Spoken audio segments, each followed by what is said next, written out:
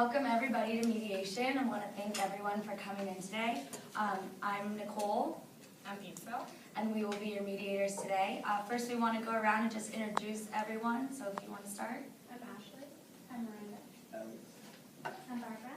Jen. Angela. And Daisy. All right. Well, nice to meet everyone. We want to start with signing a confidentiality agreement. So we'll just pass it on.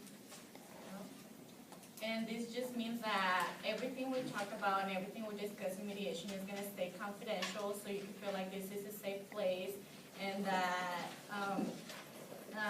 you're free to express yourself, knowing that everything that happens in the room is going to stay in the room. All right, so now we're just going to go over some ground rules. First, we want to remind you guys that there will be no interruptions today during mediation. Everyone will have their own speaking time, so please refrain from interrupting each other.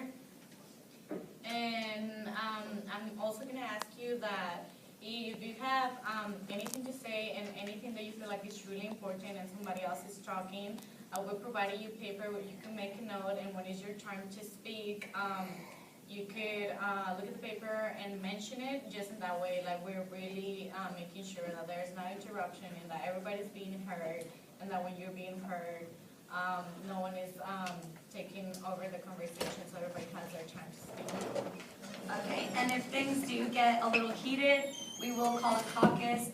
What a caucus is we will pull individuals or a party out of the room into a private room for you guys to discuss and kind of cool down and get out what you want to say, and then ask for permission whether you would want to bring what we talked in the other room back into the mediation or keep it confidential. And last but not least, And then we're also going to ask you to refrain from profanity, just so this can stay as a safe place, and that there's no insults going around, and everybody feels like they can say what's speaking on their mind in order for us to be able to reach to the best solution for everybody. all right, so starting with to be equal, we're going to ask the first two ladies here to pick a number, 1 through 10. 3. All right, and the number was 4. So you ladies will start whenever you're ready. What brings you here today?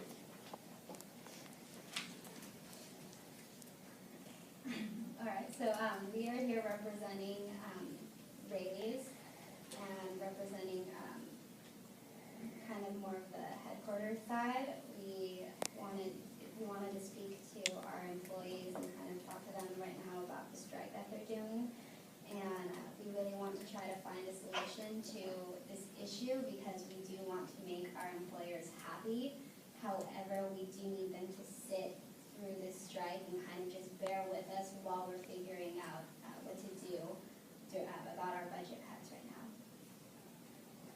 All right. Anything else you ladies would like to add?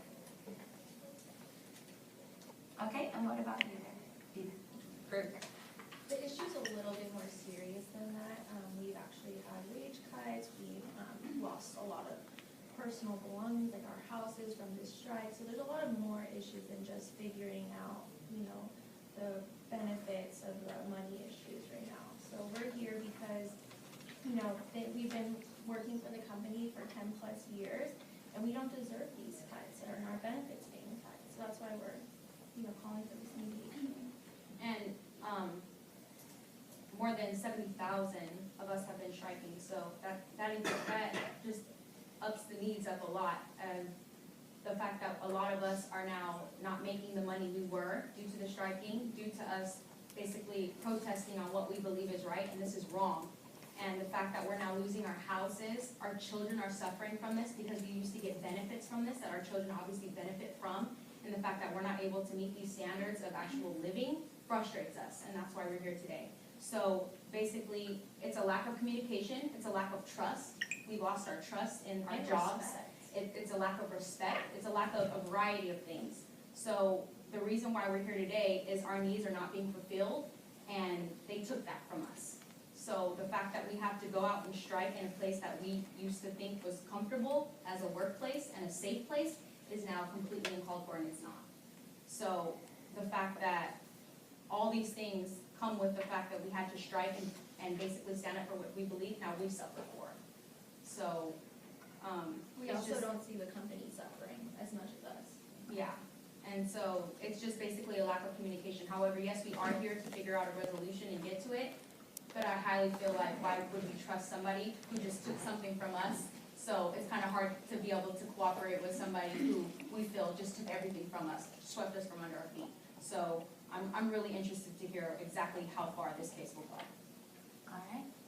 So what I'm hearing is that pretty much your financial stability has been harmed due to the striking and the miscommunication that has happened between you guys and Riley's. So how you respond to what she's saying? What our employees don't understand is that the company as a whole is struggling right now. So we need to make these cuts in order for us to stay a profitable company, in order for us to keep them as employees, in order for all of us to keep our jobs. They only see what effect is being on them, that yeah, they're taking these cuts and they don't have their health benefits, but they don't understand the big picture that we need to do this in order for them to even keep their jobs. We could let them all go. We could, get rid of everything and not ask questions, but we want our employees to be loyal to us. We've been there for them for so long, like she said, 10 plus years. So we're trying to keep them happy, but they don't understand that we're all taking a hit here, and they're just being selfish, thinking that, we're doing this to them on purpose and trying to make them lose their jobs and their family suffering. Like, that's not what we want. We could easily let them all go and hire new people that aren't going to want all these things. Yeah. But we're trying to keep everyone happy and keep the company alive. Yeah, I'd also like to mention that we did not cut their wages. We simply are doing a freeze on their wages at the moment. So the statement that she made, that they're losing their house because they're not working, because they're striking. They are losing that. We didn't cut their pay, so it doesn't have to do with us that they're losing their house. And so I just think that was an irrelevant comment. So from what I'm understanding, and correct me if I'm wrong, is that you do have a big concern with their needs, but at the same time you have to find a way to balance your employees' needs with your own needs. Yeah, yes, absolutely. Our needs are that we want employees. However, if they don't want, if we have to cut their funds so they have jobs, we would rather do that, including cutting the benefits, than have them lose their jobs entirely. So I want to ask you guys, how do you feel after hearing, that they still, really want to work to keep you guys and to keep you guys happy, and that's part of what they're going through to keep you guys and not let you guys go? Well, I have a question. The fact that they even considered, well, we can throw them out and hire new people, that's just a thought process. Number one, that just goes to show lack of respect right there. Two, I don't think any of them as individuals have ever lost their house or know what it is to lose their house. Yes, we decided as a whole to not work and to strike, but because of it was as a result and the repercussions of what has happened. So the fact that we were encouraged to do this and provoked to do this, that is the reason why we did this. It wasn't like we just woke up one morning and said, hey, let's not go to work today because we don't want to feed our children. No, what we said was, look, we're being disrespected and we're going to make a stance. And that's why we did it. And in result, yes, some of us did lose our house. But it wasn't because of laziness or the fact that we didn't want to get up and work. That's what they're not understanding. We got up because we wanted to make a statement that we were being disrespected. We also think there's gotta be other solutions to this than just cutting our benefits. Like, have they even looked into other options, like closing other stores down? Because I just feel like all the impact is on our employees. Are they even taking any cuts? Like, are they suffering as much as we are? Okay. Do you guys have any answers for the questions? I think that the question or the statement that we should shut down some of our other stores is clearly only thinking about themselves. If you wanted to close down other stores, other people who are just like you guys who are striking and other things are going to lose jobs as well. Relocation, relocate them. And that's, We're going to ask you please not to interrupt. If you have a thought that you feel like is really important and you want us to address, just make a note of it, just to make sure that everybody feels safe to express their opinion. and that's not something that we want, and we are trying to kind of figure out exactly what is the best solution. That's why we have the different options First, we're gonna try to do the health benefits, or cutting the health benefits, or possibly doing the temporary freeze on the wages.